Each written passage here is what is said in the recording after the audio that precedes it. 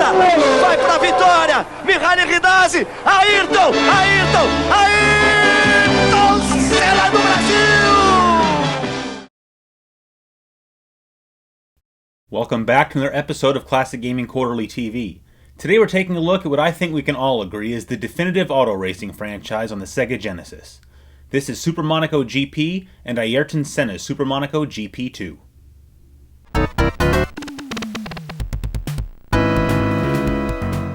Super Monaco GP was released for the Sega Genesis in 1990 and skirts the line between arcade-style gameplay and racing sim. The game features two modes. Super Monaco GP mode is a single race on a fictitious version of the Monaco circuit. After a qualifying lap to determine your place on the starting grid, you race elimination style where you must achieve and maintain a certain position in the race in order to keep playing. As the race progresses, this elimination position becomes higher and higher.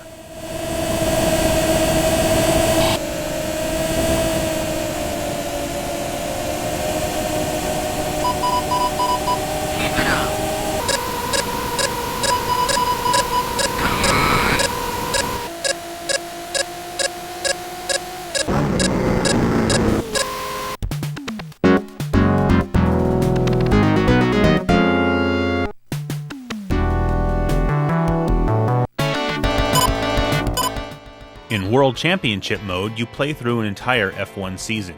You start off driving for a low-level constructor, but can move up to better teams by choosing and then beating rival drivers.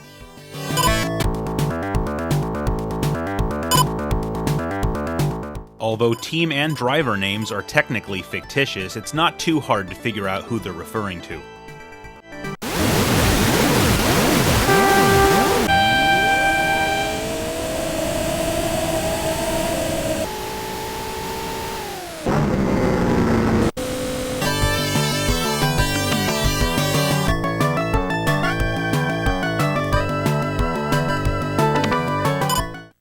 Produced under the supervision of God himself, Ayrton Senna's Super Monaco GP2 was released for the Genesis in 1992.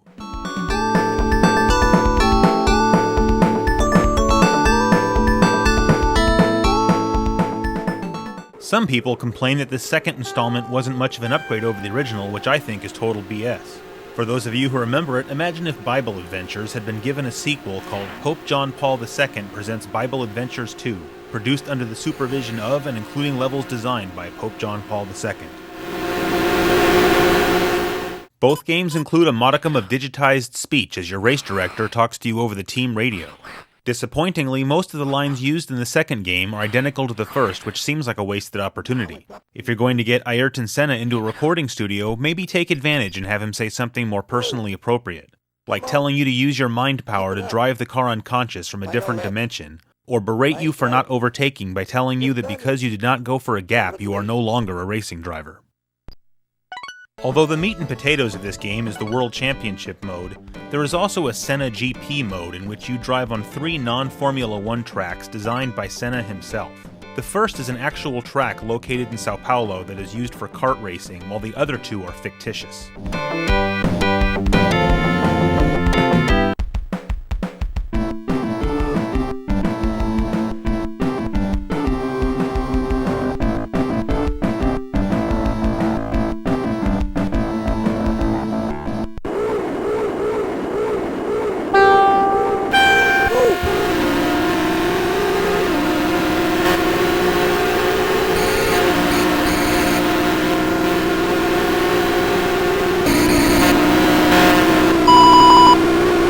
Final lap.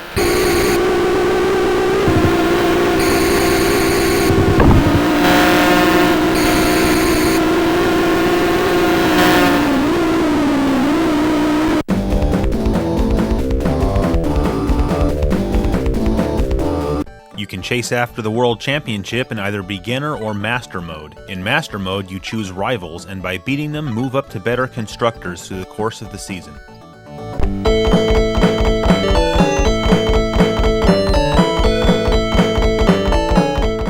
Before each race, you have the opportunity to practice driving on the track using the warm-up option. Once you're ready, you move on to qualifying, which determines your position in the starting grid.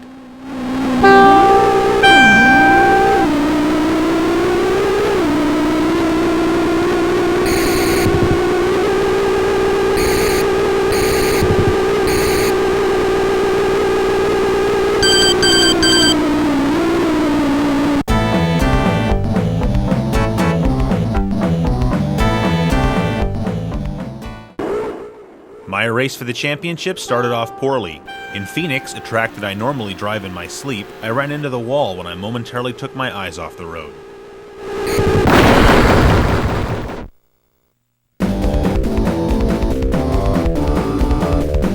But a win in the very next race at Interlagos put me in a four-way tie for first place.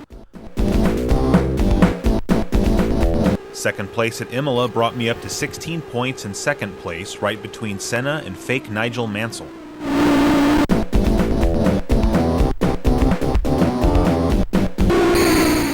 Monaco is easily the hardest track in the game. The track is dangerously narrow and confining, and Sega did a good job of translating that into the game. Unfortunately, I crashed in the chicane coming out of the hotel tunnel, giving me 2 retirements in the first 4 races.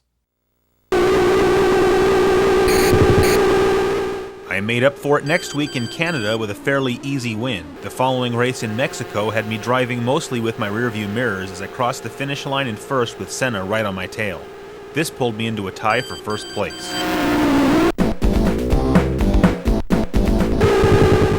In France, I had my most dominating win yet, giving me sole possession of first place.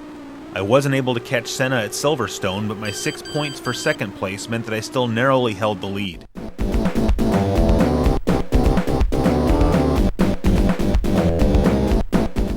More victories at Hockenheim, Belgium, Spa-Francorchamps, and Monza gave me a commanding lead in the championship, but a 5th place finish in Estoril reminded me not to become complacent.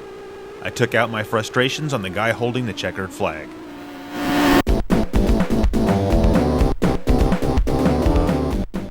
A first place finish in Spain sealed the championship for me, making my drives at Suzuka and Adelaide simple victory laps at the end of a highly enjoyable season of what was easily the best Formula One game of its time.